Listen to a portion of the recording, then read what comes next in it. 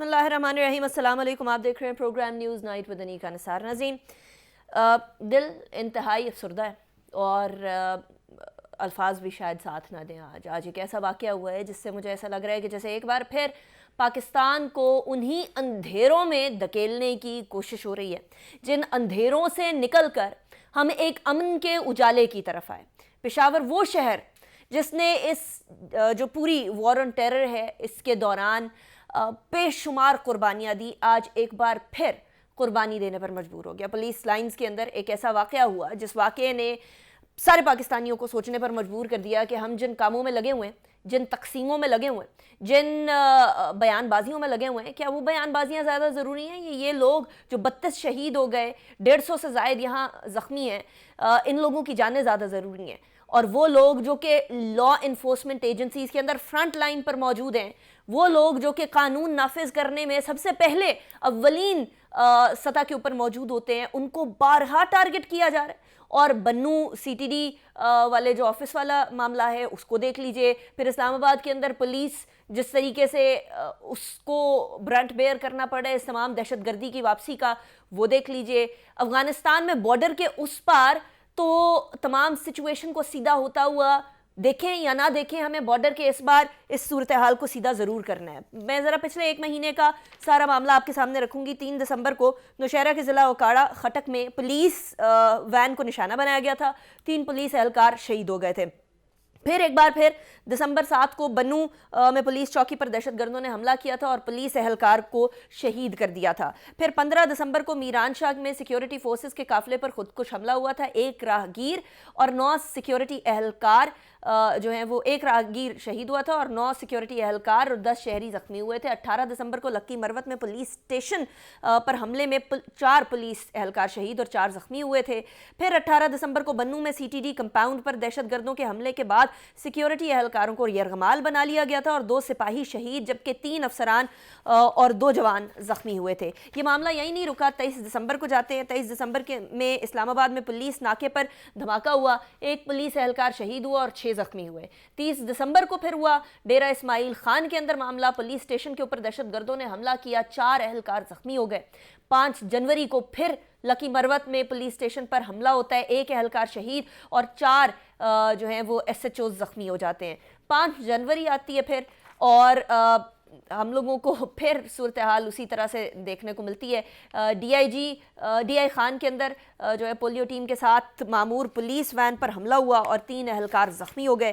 14 جنوری کو پشاور میں جو ہے وہ سربند پولیس اسٹیشن میں فائرنگ سے ڈی ایس پی سمیت 3 اہلکار شہید ہو گئے تھے۔ اور آج یعنی آج 30 جنوری، یہ مہینہ ختم ہونے کو آیا ہے، 1 دن رہ گیا ہے اور آج ایک واقعہ ہوتا ہے جو کہ پشاور پولیس لائن کی مسجد میں خودکش دھماکہ ہے یا کیا ہے، یہ ابھی ڈیٹیل سامنے آئیں گی، لیکن فی الحال 44 لوگوں کی شہید ہونے کی خبریں آ چکی ہیں اور 157 لوگ جو ہیں وہ اس ٹائم پر زخمی ہیں۔ ابھی بھی ملبہ اٹھایا جا رہا ہے بڑا کیئرفلی، اور یہ جو کیونکہ آڈیو سینسرز یوز کیے جا رہے ہیں اس سے بھی یہ پتہ چل رہا ہے، ہیٹ سینسرز، آڈیو سینسرز، اس سے پتہ چل رہا ہے کہ ابھی بھی کچھ لوگ ملبے تلے زندہ ہیں۔ تو سب سے پہلے تو شو کا آغاز ہی ان لوگوں کے لیے دعا کرتے ہوئے آغاز کرتے ہیں شو کو، اس لیے کیونکہ اس ٹائم پر بھی جیسے ہم بات کر رہے ہیں ایک ایک لمحہ قیمتی ہے ان جانوں کو بچانے کے لیے۔ میرے ساتھ جو مہمانان موجود ہیں ان سے بات کریں گے اور سیکنڈ اور تھرڈ سیگمنٹ میں ہم کچھ سیاست کی بات بھی کریں گے کہ سیاست کی بھینٹ سب کچھ نہ چڑھ جائے، اکانومی ہو، عام شہری ہو، عام آدمی کی زندگی ہو یا عام آدمی کا مال ہو، یہ سب کچھ سیاست کی بھینٹ نہ چڑھ جائے، اس کے بارے میں بھی بات کریں گے۔ میرے ساتھ اس ٹائم پر سینئر رہنما پاکستان پیپلز پارٹی حسن مرتضیٰ صاحب موجود ہیں، بہت شکریہ حسن صاحب آپ نے ہمیں جوائن کیا۔ جمشید اقبال چیمہ صاحب ہمارے ساتھ موجود ہیں، پاکستان تحریک انصاف کے سینئر رہنما، بہت شکریہ چیمہ صاحب آپ نے بھی جوائن کیا۔ ارشاد احمد عارف صاحب ہمارے ساتھ موجود ہیں، ارشاد احمد عارف صاحب از اے سیزن جرنلسٹ، بہت شکریہ آپ نے جوائن کیا۔ جنرل سمریز سالک صاحب بھی ہمارے ساتھ موجود ہیں، جنرل صاحب از اے سینئر ڈیفینس اینالسٹ، اور ہم کوشش کریں گے کہ اسپوکس پرسن ریسکیو 1122 کے پی کے بلال احمد فیضی صاحب سے بھی بات کریں۔ لیکن سب سے پہلے حسن مرتضیٰ صاحب آپ سے بات کروں گی کیونکہ آپ حکومت کولیشن گورنمنٹ کا حصہ ہیں، وہ گورنمنٹ جو کہ اس ٹائم پر وفاق کو کنٹرول کر رہی ہے، اور صورتحال ہم لوگ ایسے دہشت گردی کو بڑھتے ہوئے دیکھ رہے ہیں کہ ایک بار پھر ہر شہری باہر جانے سے کترانے نہ لگ جائے، وہ ٹائم نہ آ جائے جو آپ کو یاد ہے پہلے پیپلز پارٹی کے دور کے اندر جس طریقے سے دہشت گردی اس ٹائم پہ زیادہ تھی، دہشت گردی کے خلاف جنگ بھی چل رہی تھی، ہر روز کوئی نہ کوئی واقعہ ہوتا تھا. اب سارے پاکستانی اس دور سے ڈرتے ہیں. حسن مرتضیٰ صاحب، what is the government doing to stop that? بہت شکریہ انیکا. بڑا ہی تکلیف دہ موقع ہے اور وقت ہے. آج جو واقعہ ہوا، جو سانحہ ہوا، اس میں انتہائی قیمتی جانیں ضائع ہوئی. اور بالکل آپ کا درست کہنا ہے جو انٹرو میں آپ نے کہا کہ آج ہم پھر اسی طرف جا رہے ہیں جن اندھیروں سے ہم بڑی مشکل نکلے تھے، اور ہماری اس جنگ میں کافی قیمتی جانیں ضائع ہوئیں، ہمارے ملکی املاک کا نقصان ہوا. بڑا ہی تکلیف دہ ہے. اس میں ہمیں سیاست بھی نہیں. جی حسن مرتضیٰ صاحب. جمشید اقبال چیمہ صاحب، شاید آپ کی آڈیو آ رہی ہے کچھ. حسن مرتضیٰ صاحب کنٹینیو کریے گا. تو میں تو آج یہی کہہ سکتا ہوں کہ ہم ساروں کو اس نازک مرحلے پر، اور خاص کر کے یہ جو دہشت گردی ہے، اس کے خلاف ہمارا موقف ایک ہونا چاہیے. ہمیں ایک پیج پہ ہونا چاہیے، اپنی سیکورٹی فورسز کے ساتھ کھڑا ہونا چاہیے، تاکہ ہم اس جنگ میں اور اس عذاب سے ہم اپنی قوم کو نجات دلوا سکیں. رائٹ. جمشید اقبال جی ذمہ دار ہے، اپنے پروونس ہیں، اور کوئی بھی نہیں ہے اس سے بری الذمہ. سب کو اپنی اپنی ذمہ داریاں پوری کرنی چاہیے. نہ صرف گورنمنٹ، حسن مرتضیٰ صاحب، ہم بھی اپنی ذمہ داری قبول کریں گے. ہمیں بھی اس ٹائم پر بھی اس چیز کو بہت زیادہ کیئرفلی دیکھنا ہے کہ ڈویژن نہ کریٹ ہو، یونٹی آئے پوری قوم کے اندر. سب سے فور فرنٹ کے اوپر لوگوں کو، تمام شہریوں کی حفاظت کرنے والی پولیس اس ٹائم پر نشانے پر نظر آ رہی ہے. صرف کے پی کے اندر نہیں بلکہ باقی جگہوں پر بھی، لیکن ٹو بی پریسائز کے پی کے اندر یہ معاملہ بہت زیادہ بڑھتا ہوا نظر آ رہا ہے. آپ اس صورتحال کو، اس بڑھتی ہوئی دہشت گردی کو، کیا ایک ملک کے اندر جو ڈویژن کی فضا پیدا ہو رہی ہے اس کا شاخسانہ بھی دیکھتے ہیں؟ ارشاد احمد عارف صاحب. یہ تو کہنا بڑا آسان ہے کہ یہ بہت افسوسناک واقعہ ہے. یہ افسوسناک ہے، اس میں کوئی شک نہیں، اور اس سے ہم سب دکھی ہیں، پوری قوم دکھی ہے. خوف کی فضا بھی ایک دوبارہ بن رہی ہے کہ دوبارہ ہم کسی دہشت گردی کی نئی لہر کا شکار تو نہیں ہو رہے ہیں. لیکن اصل میں ہمیں اب سوچنا یہ چاہیے کہ وہ کیا غلطیاں ہیں جس کی وجہ سے بار بار ہم آپریشن بھی کرتے ہیں، ہم مذاکرات بھی کرتے ہیں، ہم فینسنگ بھی کرتے ہیں، اتنی بڑی ہم نے بارڈر مینجمنٹ کی، سینکڑوں میل کی، اس کے باوجود یہ افرید جو ہے اس پر ہم قابو نہیں پا رہے. جس ملک میں صورتحال یہ ہو کہ معیشت تباہ ہو چکی ہو، اور اس ملک میں امن و امان کے مسائل سر پہ کھڑے ہوں، بے روزگاری عام ہو، وہاں آپ کے تمام جو سٹیک ہولڈر ہیں وہ سیاست میں مصروف ہوں، اور یہ سوچا جا رہا ہو کہ کس طریقے سے ایک پارٹی کو فائدہ پہنچانا ہے، ایک پارٹی کو نقصان پہنچانا ہے، کس کو الیکشن جتانا ہے، کس کو ہرانا ہے، کس کی حکومت کو برقرار رکھنا ہے، کس کی حکومت کو گرانا ہے. اگر پوری توجہ اور ترجیحات میں عوام شامل نہ ہوں، لا اینڈ آرڈر شامل نہ ہو، یہ پولیس اور اس جیسے ادارے جو عوام کی حفاظت کرتے ہیں یہ کہیں شامل ہی نہ ہوں، اور ہم یہ طے نہ کر پائیں کہ ہم نے کون سا راستہ اختیار کرنا ہے، کیا غلطیاں ہیں جس کو ہم نے سدھارنا ہے، تو یہ واقعات بار بار ہوں گے. دیکھیں، ایک ہم نے راستہ اختیار کیا، تمام سٹیک ہولڈر اس میں تھے کہ جناب ہم مذاکرات کرتے ہیں، مذاکرات شروع ہو گئے، اچانک پتہ چلا جی مذاکرات ناکام ہو گئے ہیں، سیز فائر ختم ہو گیا ہے. اب کسی نے بتانے کی ضرورت ہی محسوس نہیں کی کہ جناب والا یہ مذاکرات کیوں ناکام ہوئے. یہ سیز فائر جس کی وجہ سے کئی ماہ تک پاکستان کے عوام جو ہیں اس افرید سے محروم رہے، لوگوں کو ایک تحفظ کا احساس ہونے لگا، یہ کس بنیاد پر ناکام ہوئے اور سیز فائر کیوں ختم ہو گیا؟ کسی نے نہیں بتایا. ہمیں صرف بتایا یہ جاتا ہے کہ جناب والا IMF کی یہ شرائط ہیں، اس کی وجہ سے اتنا ہم بوجھ عوام پر ڈال رہے ہیں، پٹرول کی قیمتیں یہ کر رہے ہیں، ڈالر کی قیمت یہ ہوگی، اللہ خیر صلاح.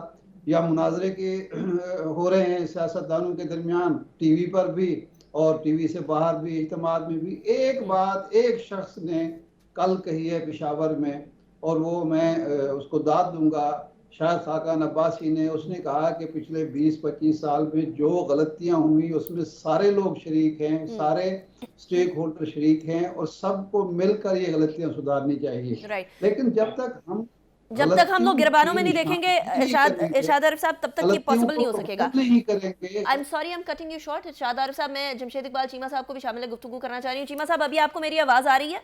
और अगर आ रही है तो मुझे ये बताइएगा, ये जो डिवीजन चल रही है अनफॉर्चुनेटली कंट्री के अंदर, चाहे वो पॉलिटिकल डिवीजन हो, चाहे वो इस पॉइंट ऑफ व्यूज़ की डिवीजन हो, या फिर बहुत ज़्यादा बयानबाजी की डिवीजन हो, ये डिवीजन हम लोगों के दुश्मन को कहीं ये तासुर तो नहीं दे रही है कि हम लोग इस तरह के मौक़ों के ऊपर भी यकजा नहीं होंगे? हमारी यूनिटी, फेथ और डिसिप्लिन वाले मामले में से डिसिप्लिन तो पहले ही गया था, अब यूनिटी के भी लाले पड़ गए। ऐसा तासुर तो नहीं मिल रहा हमारे दुश्मन को कहीं?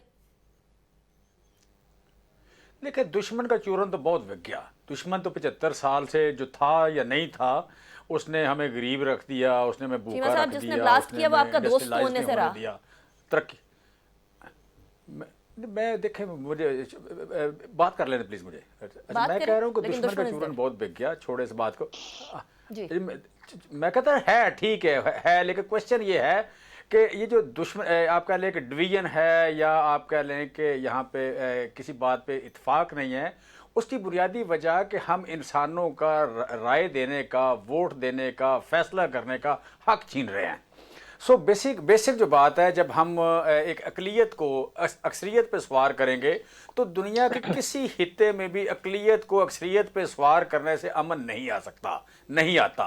उसकी वजह कोई बाहर का दुश्मन हो, उसकी वजह लोगों के अंदर की आप कह लें बेचैनी हो, उसकी वजह लोगों को प्रोटेस्ट हो, उसकी वजह लोगों को गुर्बत हो, भूख हो, लोगों का एतबार ना हो, ट्रस्ट डेफिसिट हो, रियासत में एतबार ना हो। वजह कोई भी हो सकती है, यह वजह कंबाइन हो सकती हैं।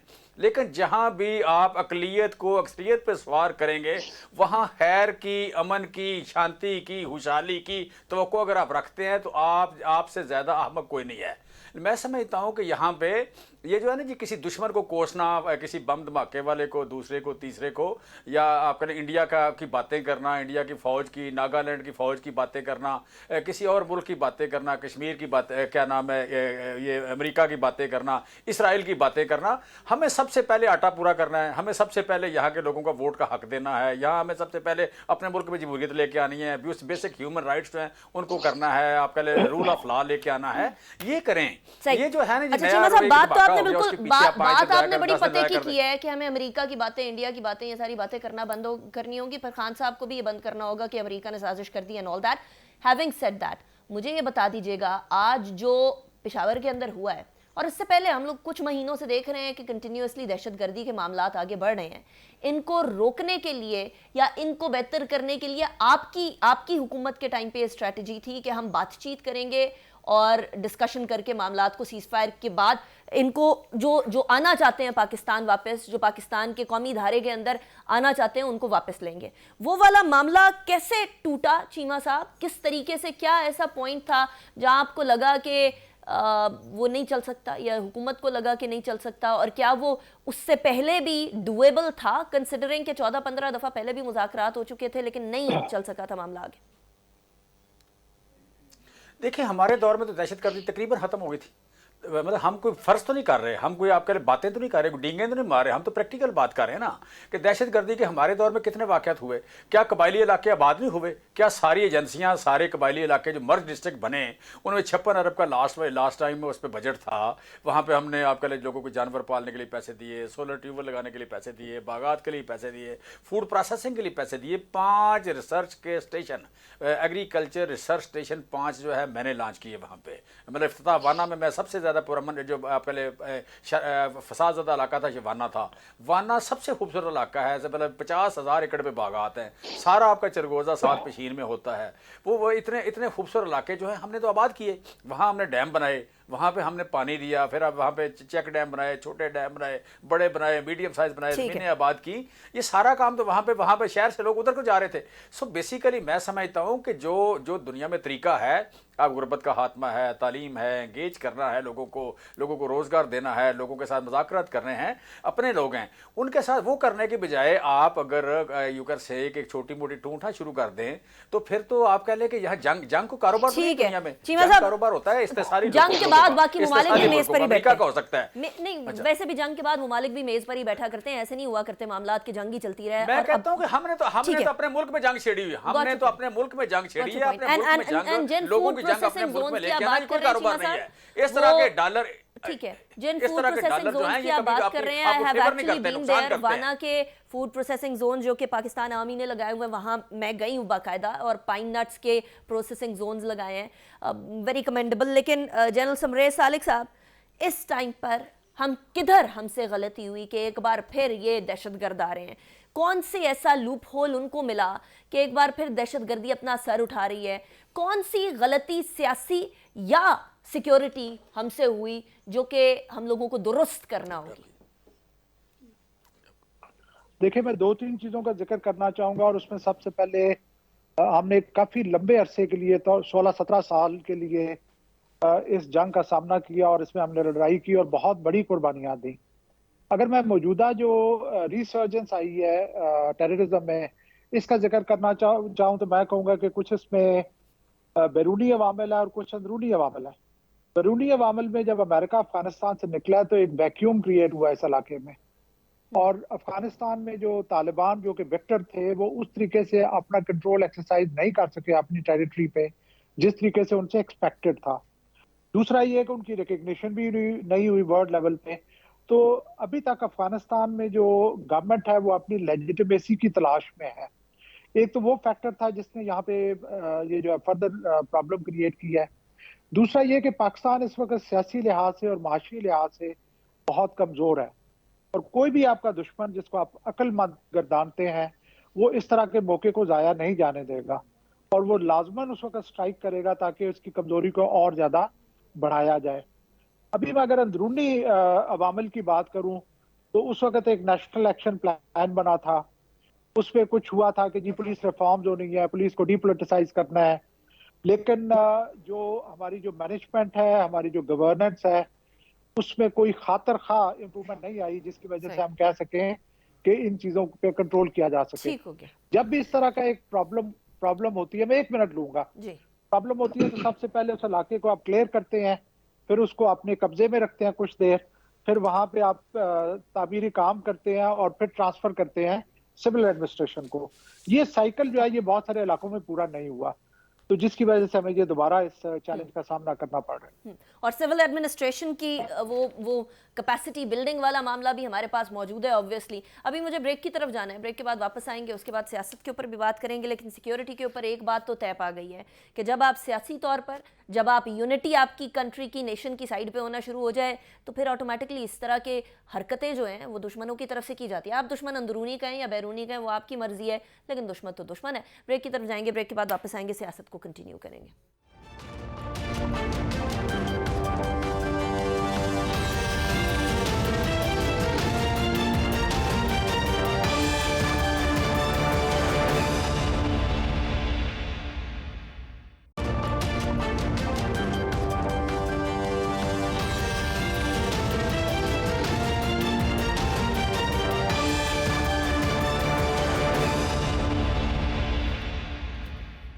Welcome back after the break. नाज़रीन, over the weekend Imran Khan साहब ने आसिफ अली जरदारी साहब के ऊपर इल्ज़ाम लगाया कि उनको कत्ल करने का, इमरान खान साहब को कत्ल करने का एक प्लान सी तैयार किया गया। उस प्लान सी के अंदर आसिफ अली जरदारी साहब ने एक बैंड आउटफिट को पैसे भी दे दिए हैं, एक दहशतगर्द तंजीम को, कि इमरान खान साहब को टारगेट किया जाए। ये बहुत सीरियस इल्ज़ाम है, इसलिए क्योंकि पाकिस्तान के अंदर इससे पहले भी 2 वज़राए आज़म का कत्ल हो चुका है, उनको शहीद किया जा चुका है, और इमरान खान साहब के ऊपर ऑलरेडी एक हमला हो चुका है। इसके बाद ये जो तमाम इल्ज़ामात थे इनका जवाब देने के लिए आसिफ अली जरदारी साहब की तरफ से लीगल नोटिस दे दिया गया। उसके अंदर कहा गया है कि जी 7 जनवरी को इमरान खान साहब की तरफ से एक इल्ज़ाम लगाया गया था कि आसिफ जरदारी साहब ने کا منصوبہ بنایا ہے, انہیں آصف زرداری صاحب کی جانب سے جان کا خطرہ ہے. اس حوالے سے عمران خان صاحب کے پاس کیا ٹھوس ثبوت ہیں, یہ سوال کیا گیا. یہ سراسر الزام اور بہتان ہے, اس سے کئی شکوک و شبہات پیدا ہوتے ہیں, لہٰذا عمران خان عدالت کو اس پر واضح موقف دیں اور ثبوت سامنے لے کر آئیں.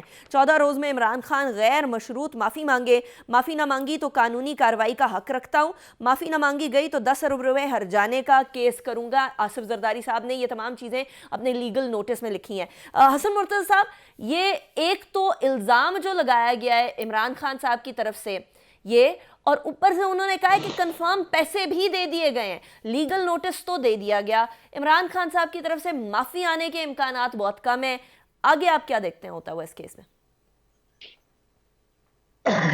دیکھیں انیکا, انتہائی سنگین الزام ہے, اور پھر یہ محض الزام نہیں ہے. اگر یہ کہا جاتا کہ کوئی سازش ہو رہی ہے تو چلو اس پہ تحقیقات ہو جاتی.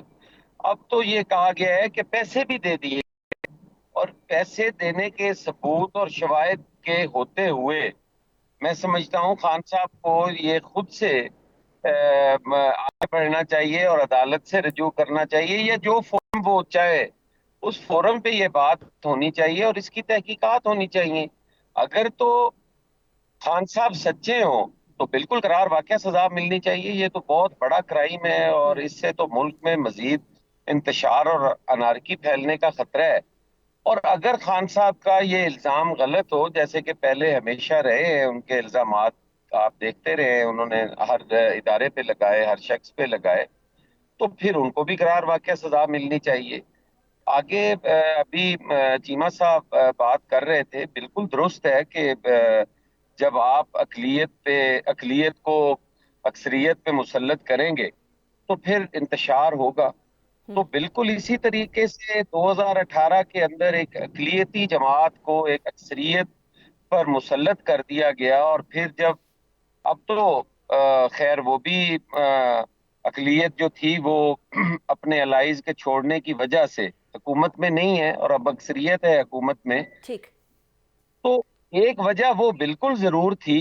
لیکن یہ سب سے بڑی وجہ ہے جو اس قسم کا بیان دے دینا کہ جس کے ثبوت نہ ہو, جس کے کوئی سر پیر ہی نہ ہو.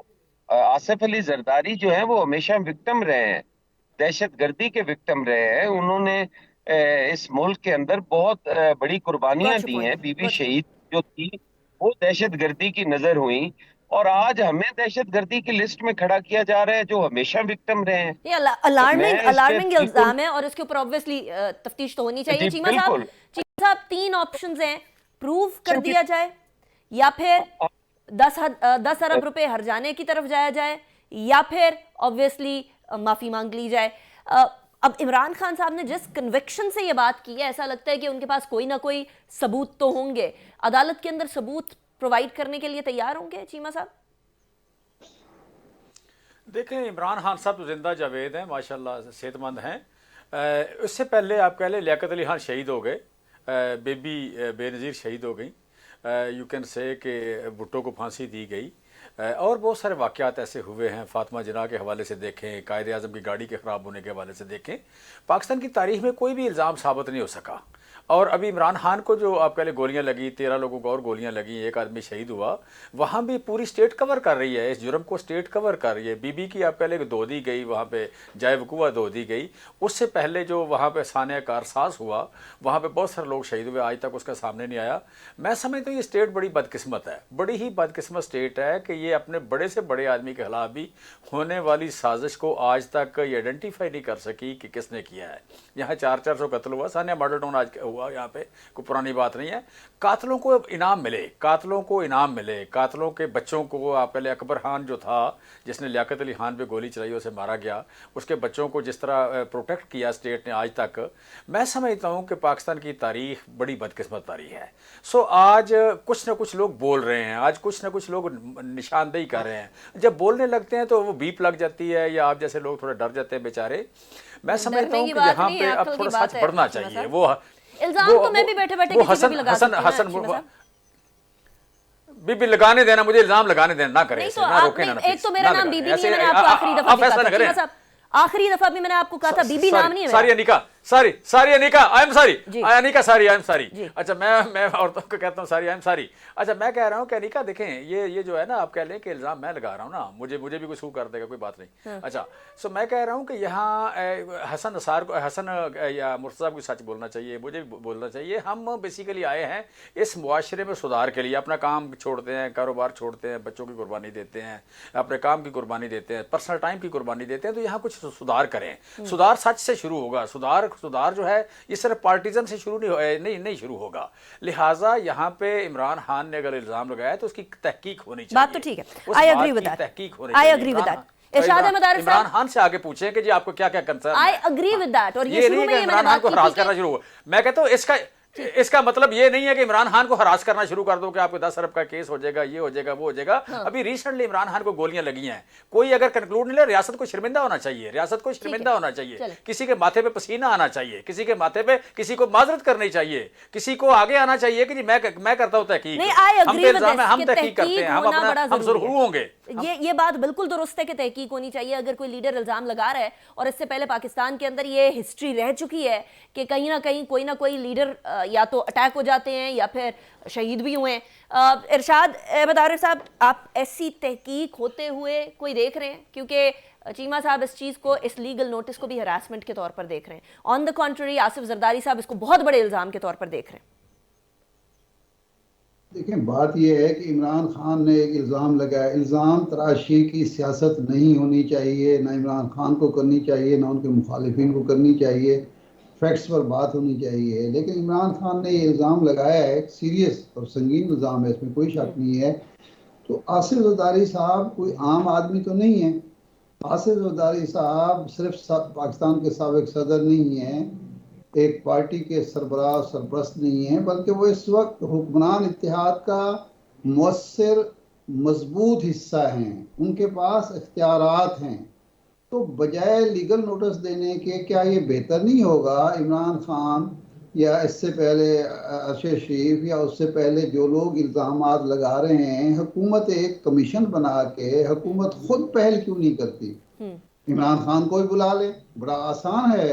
इमरान खान ने एक इल्ज़ाम लगाया है, एक ऐसी तहकीकाती कमीशन बनाया जाए, वो अदालती हो, उसमें तो सारे लोग शामिल हों, जो तहकीकात करें कि कहाँ कहाँ इमरान खान या जो दूसरे लोग इल्ज़ाम तराशी कर रहे हैं वो गलत हैं, और फिर उनको सज़ा मिलनी चाहिए। ये अगर क्रेडिबल एक कमीशन बन जाए और एक तहकीकात हो जाए बगैर किसी शक व शुबे के, तो उसके बाद किसी को जरूरत नहीं होगी इल्ज़ाम लगाने की। ये तो बड़ा आसान है। ये 2012 में गालबन एक इल्ज़ाम लगाया था ख्वाजा आसिफ साहब ने शौकत खाना पर, आज तक वो केस चल रहा है, वो भी 10 अरब का मामला है। ये इस तरह के जो केसेस होते हैं ये तो चलते ही रहते हैं। लेकिन बीबी शहीद कहती रही कि मुझे शहीद कर दिया जाएगा, मेरे खिलाफ ये कुछ हो रहा है, हमने उसकी बात को पर यकीन नहीं किया, वो शहीद हो गई। इमरान खान कहते रहे कि मेरे खिलाफ हमले का मंसूबा बनाया, उन पर हमला हो गया, अल्लाह ताला ने उनको बचा लिया। लेकिन तो इरशाद आरिफ साहब, ये दो धारी तलवार है। अगर इसको किसी तरीके से, I am sorry, I am cutting you short Irshad Arif साहब, मुझे ब्रेक की तरफ जाना है, लेकिन ये दो धारी तलवार है, इसको दोनों स्ट्रैटेजी से बड़े अच्छे तरीके से डील करना पड़ेगा। ब्रेक के बाद स्ट्रैटेजी के बारे में बात करते हैं। See you after the break.